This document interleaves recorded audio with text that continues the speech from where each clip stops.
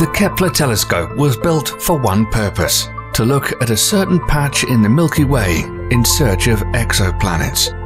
The exoplanet hunter observed over hundreds of thousands of stars and discovered thousands of exoplanets during its lifetime.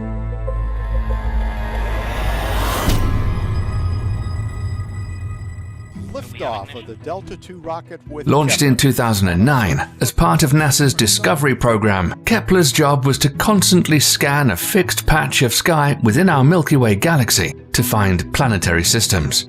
At the time of the launch, it had the largest primary mirror ever sent into space, and it also had a 96-megapixel camera to process the light. Astronomers were interested in finding out just how many stars have planets orbiting around them, and how many of these extrasolar planets or exoplanets have conditions that are suitable for life to develop. In its 9 years in space, Kepler observed 530,536 stars and confirmed the existence of 2,662 new exoplanets. These exoplanets are unlike anything we've ever seen in our solar system before. Most of them are significantly bigger than Earth and orbiting so close to their stars that they complete one revolution every several days. And there are some very strange worlds. Some have star-facing sides with temperatures that can melt iron, and have entire hemispheres covered with oceans of liquid molten rock. Other exoplanets the size of Jupiter orbit not one but two stars. If you were standing on the surface of one of these planets, you'd be able to see a binary sunset. But Kepler's legacy is that it successfully found Earth-sized worlds orbiting at a safe distance from their host stars inside what's known as a habitable zone or Goldilocks zone. This is where the temperatures are warm enough for water to condense on their surfaces, but not so cold that it will just freeze up entirely.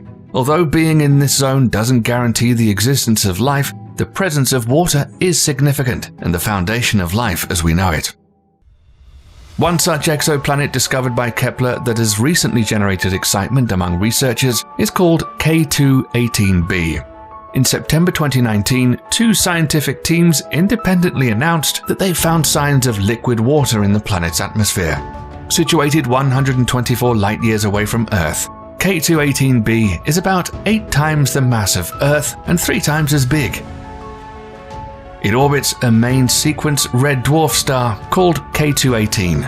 A red dwarf star is the smallest, coolest star and by far the most common type of star in the Milky Way. According to Kepler's data, astronomers estimate that 6% of red dwarf stars have an Earth-sized planet in the Goldilocks zone, at least in our neighborhood. To find water on the surface of one such planet is a landmark discovery in the search for potentially habitable alien worlds. K2-18b is also the first planet with water out of all of the exoplanets discovered by Kepler in the habitable zone of stars. Kepler first discovered the planet in 2015, and since then its composition has been studied using other telescopes, like the Spitzer and Hubble Space Telescope. Kepler mainly used what's known as the transit method for exoplanet hunting. It essentially means that if a planet passes in front of a star, the light from the star dims slightly, and that's how we can tell that there's a planet there.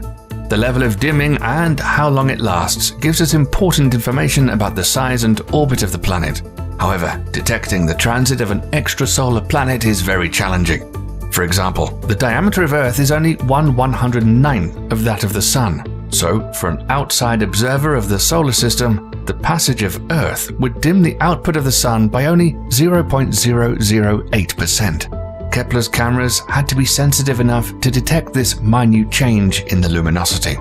Using the same method way back in 2014, Kepler first found a potentially habitable exoplanet. Kepler 186f ignited the imaginations of space nerds everywhere when NASA announced its discovery. Now a new study indicates the exoplanet, 500 light-years away, may also have seasons and a climate similar to our own. New research out of Georgia Tech University has analyzed the planet's spin and axial tilt and found that its tilt is stable like Earth's, which makes it likely that Kepler 186f also has regular seasons and a stable climate. Similar research on the massive Kepler database is going on in research universities all across the world. In fact, in recent years, previous Kepler findings that were rejected as potential Earth-sized exoplanets due to algorithmic error are getting rediscovered. These false positives are now slowly being reanalyzed in conjunction with data from other telescopes. One such planet is Kepler 1649c. In mid-2020, while combing through old Kepler data and matching it against new data from the Transiting Exoplanet Survey Satellite, or TESS, astronomers confirmed the existence of another exoplanet with very favorable conditions for life. Kepler 1649c, located 300 light-years from Earth, is very similar to Earth in size and estimated temperature. This newly revealed world is only 1.06 times larger than our own planet. Also, the amount of starlight it receives from its host star, which is also a red dwarf, is 75% of the amount of light Earth receives from our Sun, meaning the exoplanet's temperature may be similar to our planet's as well.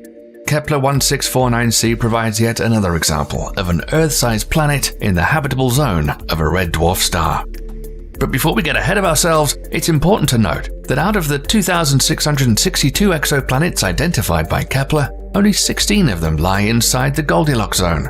And out of these 16, some of these planets are tidally locked with their parent stars, meaning that only one hemisphere of the planet faces the star, and this is not ideal for life.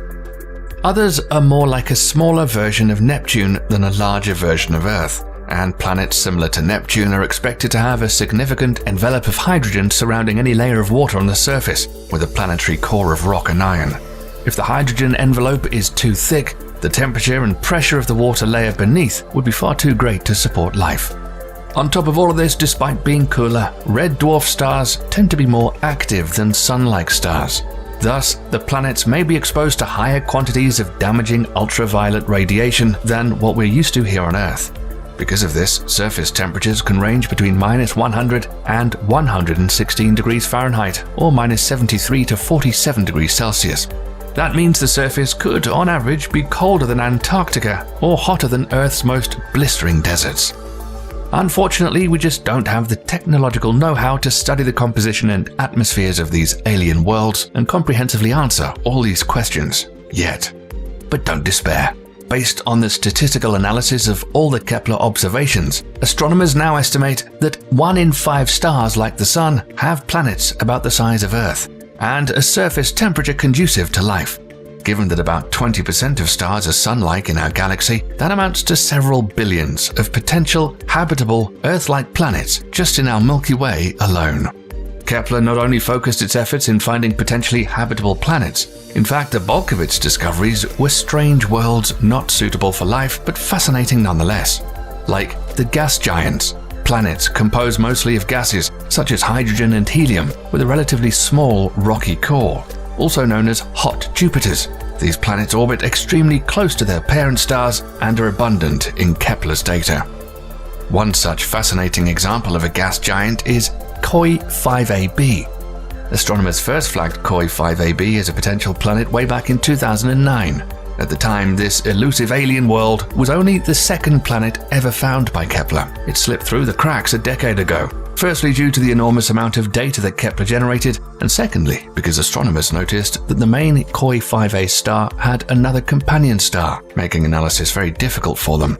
Indeed, the KOI 5 system was even more complicated than researchers realized at the time. By 2014, scientists had determined that the KOI 5 system actually harbors 3 stars, and it still wasn't clear if the planet KOI 5AB actually existed, or if the 2009 signal was generated by one of the companion stars.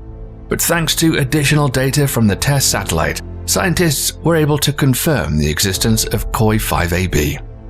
Planetary bodies on stable orbits in a multi-star system is quite a rare find, and the discovery of KOI 5AB is expected to add a lot to our understanding of planetary formation. Other exoplanet types identified by Kepler include super-Earths. They're more massive than Earth, yet lighter than ice giants like Neptune and Uranus, and can be made of gas, rock, or a combination of both. Lava planets are super-dense, larger-than-Earth worlds in close, hot orbits around their parent stars. Some of them, known as Chthonian planets, are likely the remnant cores of evaporated hot Jupiters. And finally, Trojan planets, planets of various size found in strange locations, and sometimes even as companions to larger planets, though none have been certainly identified yet. Kepler was finally retired on the 30th of October 2018 as it ran out of fuel. The telescope was deactivated with a good night command sent from Mission Control the next month. Coincidentally, Kepler's retirement fell on the 338th anniversary of Johann Kepler's death, after whom it's named.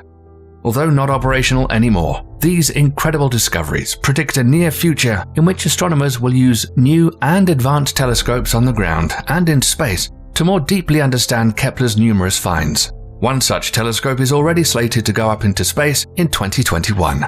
The James Webb Telescope will take a much closer look at some of these Kepler objects of interest and hopefully will bring us closer to answering the question, are we alone in the universe? What do you think? Will astronomers find many more strange worlds buried inside Kepler's data? Let us know in the comments section below.